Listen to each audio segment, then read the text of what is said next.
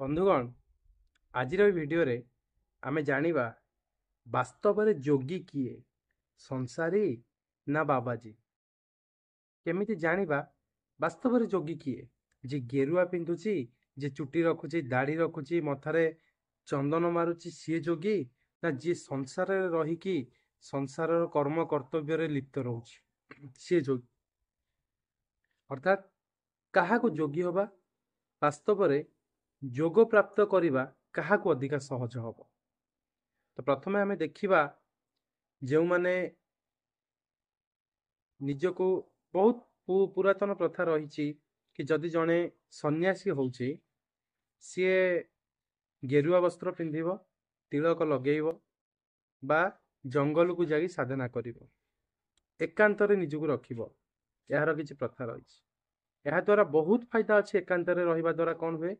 ନିଜ ମନକୁ ଆୟତ କରିହବ, ନିଜ ଭିତରର ଯେଉଁ ଆବେଗ ଆସୁଛି ତାକୁ ଚିହ୍ନି ହବ, ମନର କଥାକୁ ପଢ଼ି ହବ ଆଉ ନିଜକୁ ଚିହ୍ନି ହବ। ଏଇଟା ବହୁତ ସହଜ। କିନ୍ତୁ ସଂସାର ଭିତରେ ରହିକି ନିଜ ସ୍ତ୍ରୀ, ପିଲା, ଛୁଆ, ସଂସାରକୁ ଦେଖି, ସାଙ୍ଗସାଥି, ସମାଜକୁ ଦେଖି ତା ଦେହରେ ରହିକି ଯୋଗୀ ହବା ବହୁତ କଷ୍ଟ। ଜଣେ ଯେତେ ଚେଷ୍ଟା କଲେ ମଧ୍ୟ ଯୋଗୀ ହେଇପାରେନି। ସେଥିପାଇଁ କିଛି ଲୋକ ଯୋଗୀ ହେବା ପାଇଁ ଏକାନ୍ତ ରାସ୍ତାଟାକୁ ଚୟନ କରିଥାନ୍ତି। କିନ୍ତୁ ବାସ୍ତବରେ ଯେଉଁ ଯୋଗୀ କଥା ମୁଁ କହୁଛି, ମାନେ ମନରୁ ସାତ୍ଵିକରୁ ଗୁଣାତୀତ, ସେଟା କିଏ ହେଇପାରିବ? ପାରିବାରିକ ଲୋକ ହେଇପାରିବେ ବା ସାମାଜିକ ଲୋକ ହେଇପାରିବେ, ନା ଏକାନ୍ତରେ ରହୁଥିବା ଯାହାକୁ ଆମେ ଯୋଗୀ ସାଧୁ ନାଁରେ ଜାଣିଛନ୍ତି ସେମାନେ ହେଇପାରିବେ?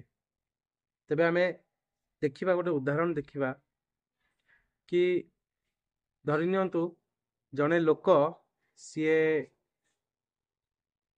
ଛୋଟବେଳୁ କି ଯୁବ ଅବସ୍ଥାରୁ ସେ ଯୋଗୀ ହେବା ପାଇଁ ଡିସିସନ୍ ନେଲା। ସେ କ'ଣ କଲା ନା ଏକାନ୍ତ ଜାଗା, ଯେମିତିକି ବହୁତ ଲୋକ ହିମାଳୟ ଯାଆନ୍ତି ତପସ୍ୟା କରିବା ପାଇଁ, ହିମାଳୟ ଗଲା। ସେଠି କାହାକୁ ସେ ଦେଖିବାକୁ ପାଇଲାନି, ନା କୌଣସି ଖାଦ୍ୟ ଦେଖିବାକୁ ପାଇଲା, ନା କୌଣସି ନାରୀ ଦେଖିବାକୁ ପାଇଲା, ନା କୌଣସି ବସ୍ତୁ ଉପରେ ତାର ଲୋଭ ରହିଲା। ସେଠି ସେ କାହାକୁ ଦେଖିବାକୁ ପାଇଲା ନାହିଁ। ସେ ନିଜକୁ କଣ୍ଟ୍ରୋଲରେ ରଖିଲା, ନିଜକୁ ସେ ଏକାନ୍ତରେ ରଖିଲା। ଆଉ ଏଇଟା ବହୁତ ସହଜ ହେଇଯିବ ତା ପାଇଁ ଯୋଗକୁ ପ୍ରାପ୍ତ କରିବା ପାଇଁ। କିନ୍ତୁ ଯେତେବେଳେ ସେ ଲୋକ କୌଣସି ପ୍ରକାର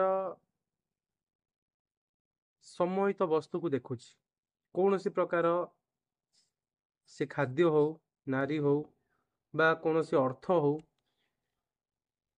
ତାକୁ ସମ୍ମୋହିତ ହବାକୁ କଷ୍ଟ ହବନି, ବହୁତ ସହଜ। କାହିଁକି ନା ଯିଏ ଭୋକରେ ଅଛି ନା, ସେ ଖାଦ୍ୟ ଦେଖୁ ଦେଖୁ ତାକୁ ପଚାରିବନି ଯେ ମୁଁ ଏଇଟା ଖାଇବି କି ନାହିଁ, ସେ ଖାଇଦବ। କିନ୍ତୁ ଏଇଟା ସବୁ ଅର୍ଥରେ ନୁହେଁ, ଏଇଟା 80% ଅର୍ଥରେ ଏଇଟା ହିଁ ହେଇଛି। ନହେଲେ ଆଜି ଯେତେ ଲୋକ ସାଧୁ ହେଇଛନ୍ତି, ଯେତେ ଲୋକ ଆଜି ବାବା ହେଇଛନ୍ତି, ସେମାନେ ଭୁଲ କାହିଁ କରୁଛନ୍ତି? କିନ୍ତୁ ବାସ୍ତବିକ ଯୋଗୀ, ବାସ୍ତବିକ ସନ୍ନ୍ୟାସୀ ସଂସାରରେ ରହିକି ହେଇପାରିବେ। ତେବେ ଆମେ ଦେଖିଲେ ଇଏ ଯୋଉଟା ପାରମ୍ପରିକ ଗତିରେ ଯୋଉ ଯୋଗୀ ବା ସନ୍ନ୍ୟାସୀ, ତାଙ୍କ କଥା ଦେଖିଲେ, ଯଦି ଆମେ ପାରିବାରିକ ହିସାବରେ ଦେଖିବା ବା ସାମାଜିକ ବ୍ୟକ୍ତିକି ଦେଖିବା, ତା ପାଇଁ ଯୋଗୀ ହେବା କଷ୍ଟ ହେଇଯାଇଛି ସତ। କିନ୍ତୁ ତାର ଯୋଉ ପରିଶ୍ରମ ରହିବ ସମାଜ ଠାରୁ ଅଲଗା ହବାର, ସେ ସମାଜରେ ରହିକି ବି ସମାଜ ଠାରୁ ଅଲଗା ହେଇଯିବ। ସ୍ଥିତ ପ୍ରଜ୍ଞ ଅବସ୍ଥା, ଯାହାକୁ କୃଷ୍ଣ ଗୀତାରେ ବର୍ଣ୍ଣନା କରିଛନ୍ତି। ସିଏ ସମାଜରେ ରହିବ କିନ୍ତୁ ସମାଜର ହବନି। ସେ ପରିବାରରେ ରହିବ କିନ୍ତୁ ପରିବାରରେ ନଥିବ। ସେ ସବୁ ଖାଉଥିବ, ସବୁ କାମ କରୁଥିବ, କିନ୍ତୁ କିଛି କରୁନଥିବ, କିଛି ଖାଉନଥିବ। ଅର୍ଥାତ୍ ମାନସିକ ରୂପରେ ଲିପ୍ତ ନ ରହିବା। ଏହା ଏହି ସଂସାରରେ ରହିକି ସମ୍ଭବ। ଯେତେବେଳେ ଆପଣ ସବୁ କିଛି ଭୋଗ କରିଦେଇଥିବେ, ଯେତେବେଳେ ଆପଣ ସବୁ କିଛି ଜାଣି ଯାଇଥିବେ, ସେତେବେଳେ ଆପଣଙ୍କୁ କୌଣସି ଭୋଗର ଆଶା ନଥିବ, ସେତେବେଳେ କୌଣସି ଜାଣିବାର ଆଶା ନଥିବ। ତେବେ ଗୋଟେ ସନ୍ନ୍ୟାସୀ ମାଇଣ୍ଡେଡ୍ ଆସିବ, ସେତେବେଳେ ଗୋଟେ ଯୋଗୀ ରୂପର ଚିନ୍ତାଧାରା ନିଜ ଭିତରେ ଡେଭଲପ ହବ। କିନ୍ତୁ ଯଦି ଆମେ ଜଙ୍ଗଲକୁ ପଳେଇବା, ସାଧନା କରିବା, ଆମେ ତ ଗୋଟେ ପକ୍ଷକୁ ଜାଣିଲେ ଅନ୍ୟ ପକ୍ଷକୁ ଆମେ ଜାଣୁନେ। ଆଉ ଯୋଉ ଜିନିଷଟା ଅଜ୍ଞାତ ଥାଏ, ଯୋଉ ଜିନିଷଟା ଆମର ଜ୍ଞାନ ନଥାଏ, ସେଇ ଜିନିଷ ଆମକୁ ଅଧିକା ଖାଲରେ ପକାଏ। ଯେମିତି ଗୋଟେ ଛୋଟିଆ ଗପ କହିବି। ଦିଟା ମହୁମାଛି ଥିଲେ। ଗୋଟେ କଂସାରେ ବହୁତ ସାରା ମହୁ ଥୁଆ ହେଇଛି। ଗୋଟେ ମହୁମାଛି ଗଲା ଉଡ଼ିକି ମହୁ ଉପରେ ବସିଲା, ତାକୁ ମହୁ ପିଇଲା, ମହୁ ପିଇଲା, ମହୁ ପିଇଲା। ଯେତେବେଳେ ତା ପେଟ ଭରିଗଲା, ସେତେବେଳେ ସେ ଉଡ଼ିବାକୁ ଚାହିଁଲା, କିନ୍ତୁ ସେ ଉଡ଼ି ପାରିଲାନି। ଆଉ ଗୋଟେ ମହୁମାଛି ଗଲା, ତା ସେ କଂସାର ଧାରରେ ବସିଲା, ମହୁ ବଢ଼େଇକି ପିଇଲା ପେଟେ। ଯେତେବେଳେ ପେଟ ପୁରିଗଲା, ମନ ଭରିଗଲା, ସେ ଉଡ଼ିଗଲା। ତ ଜଣେ ଭୋଗୀ ହିଁ ସେ ପରମ ଯୋଗୀ ହେଇପାରିବ, ବିନା ଭୋଗରେ ଯୋଗ ହବ ନାହିଁ।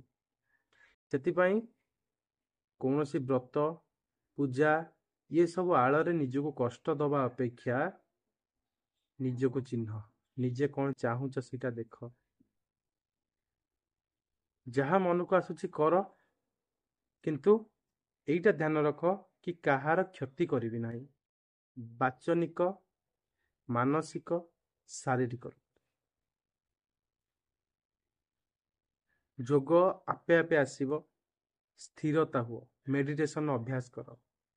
ଆଉ ମେଡିଟେସନ ଶିଖିବା ପାଇଁ, ସହଜ ସମାଧି ଶିଖିବା ପାଇଁ ମତେ ପି କିଶନ କୁମାର ଇନଷ୍ଟାଗ୍ରାମ ଅଛି, ଫେସବୁକ୍ ଅଛି, ମତେ ମେସେଜ କର। ମୁଁ କହୁନି ଯେ ମୁଁ ସବୁ କିଛି ଜାଣିଛି, କି ମୁଁ କହୁନି ଯେ ମୁଁ ଶୋ ଅଫ୍ କରୁଛି କି ଅଧିକା ଜ୍ଞାନ ବାଣ୍ଟୁଛି, ଏମିତି ଭାବନା ରଖନ୍ତୁ ନାହିଁ। ମୁଁ ବାସ୍ କିଛି ଜାଣିଛି, ଆଉ ଯୋଉଟାକି ମୁଁ କିଛି ଅନୁଭବ କରିଛି, ତାକୁ ମୁଁ ସେୟାର କରୁଛି, ଆପଣମାନଙ୍କୁ ଜଣାଉଛି। এই ଭିଡ଼ିଓଟିକୁ ଦେଖିଥିବା ହେତୁ ବହୁତ ବହୁତ ଧନ୍ୟବାଦ।